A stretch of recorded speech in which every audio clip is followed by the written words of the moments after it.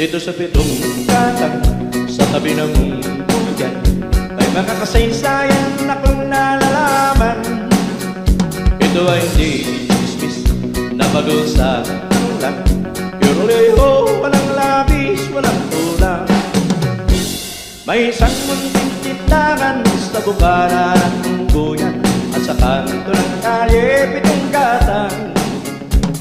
Ito ay nagkukumpukan ng ilang milyong istambay na walang garang buhay kundi ganyan.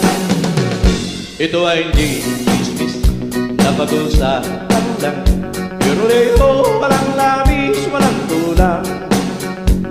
Ngunit bakit mayroong tao na katulad kong musyoso at sa buhay ng kapwa yung siseo?